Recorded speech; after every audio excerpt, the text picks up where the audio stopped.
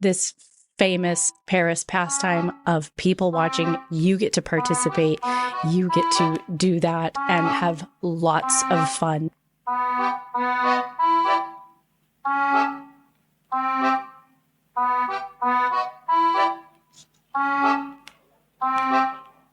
Enchanté.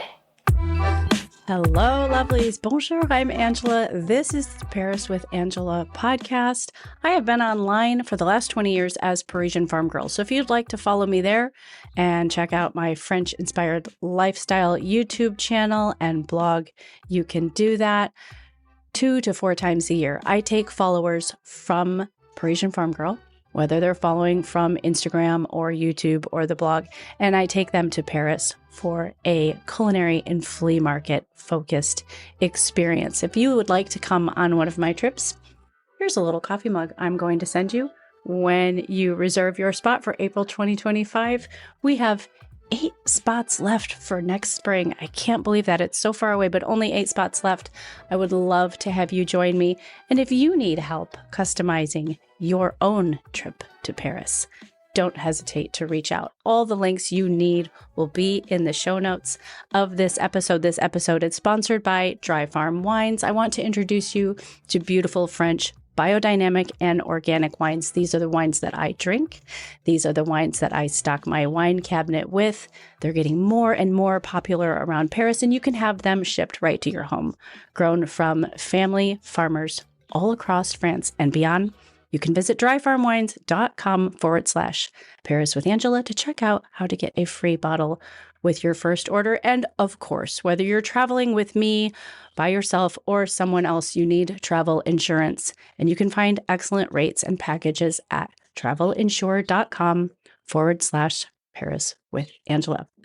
Now, we talked about Paris cafe etiquette the other day, and I would like to finish with some more thoughts for you. As you are planning your trip, you're going to see all those classic cafes, Café de Flore, Café du Magot, and other ones that are very, very popular. They're on all the postcards, they're on all the Instagram feeds. And I want to encourage you to branch out and try some other ones. There's nothing wrong with those, but they're going to be a little bit pricier. They're going to be a little bit busier. Don't be afraid to try a new cafe. If you like the rattan chairs out front, try it. Sometimes they're like the cutest color scheme. I've been known to try a new cafe simply because the chairs were so adorable. There was a cafe near a hotel I stayed at once called Kitsch. I'm not sure if it's open, but I went there simply because the decor looked so cute. The staff was fantastic. I had a lovely time. And so don't be afraid to try a new cafe. Don't just go to the popular tourist destinations. And keep in mind the seasonal experience. Don't forget to eat outside. Don't be afraid to eat outside. It's such an enjoyable experience. Again, this famous Paris pastime of people watching. You get to participate. You get to do that and have lots of fun. There are seasonal experiences that you can partake in. If you are visiting in the winter or near Christmas time, or it just happens to be cold out, don't forget to try a chocolat chaud, which is French hot chocolate. You will love it. Ask what the seasonal specials are. Try a Mont-Alo, which is a mint syrup water in the summer. Very refreshing. Now, I promised you in the last episode I would share my first cafe experience with you, and that was a good 25 years ago. It was my first trip to Paris, and we were exhausted, my husband and I had been really preparing for the trip. I had been studying the maps. I knew my way around the city before the plane even landed. So we checked into our hotel, and I wanted to surprise my husband with my Parisian prowess. And so without a map, this was pre-phones, so without a paper map, which is what you used back then, I walked us right to Notre Dame. And on the corner is a cafe called the Dupont Saint-Michel. And it's I'm assuming it's a tourist destination. It's right there, smack central on the river. It's a very, very busy metro stop right there. Excellent people watching. I didn't know what to order. I didn't know what I was doing. We ordered 2 bowls of French onion soup and a bottle of wine, and we sat there for hours. We were exhausted from traveling. It was so special. There, the metro stop right there, people are coming up. This is right where a lot of people are arriving into the city. So we got to watch them struggling with their luggage and just the hubbub. It's a really, really interactive intersection. And I'll never forget it. That cafe is still there. It's really special to both of us. We took our children there when we took our children to France so many years later. There's nothing really reputable about it as far as the food. It's just an excellent location and it has a very, very special place in my heart. Another cafe that I love is Le Select, and that is on the Boulevard Montparnasse. It's an old Hemingway haunt, and I think the staff is fantastic.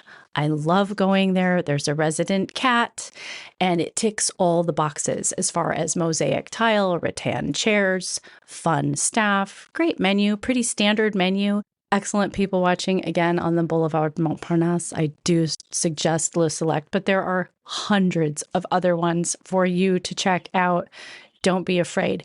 What I would advise on avoiding are the really big tourist traps. So, for example, if you're taking a stroll down the Champs-Élysées and you see that there is a popular cafe you want to try, maybe try something right around the corner, because most of the people that visit those cafes are tourists. So if you're looking for like a really authentic experience, those are going to be packed with tourists. And I myself like to go to the restaurants that the locals really, really enjoy. So I always say, if you're on the Champs-Élysées, maybe tuck around the corner and try something else. The point is, there are hundreds of cafes. Each one has their own charm. Each one has their own vibe. Each one has their own significance in that particular neighborhood. If you're there for a week and you found one you really like, don't be afraid to go a couple times. That's going to give you an opportunity to maybe see a familiar, friendly face in a waitstaff. That gives you a chance, if you'd like, to practice your linguistic skills, because often you're recognized if you go there a couple times during the week, and that can be a great experience for you. In the show notes of this episode, you'll find everything that we've talked about, and I am going to suggest 7 iconic cafes that you may want to look into as well. Again, if you'd like to join me in 2025, be sure to check out ParisianFarmGirl.com/Paris with Angela. All the travel insurance and wine links that you need are in the show notes. Leave a review. Be sure to leave a comment. Tell me about your very best cafe experience in Paris. And I will see you all again very soon. À bientôt.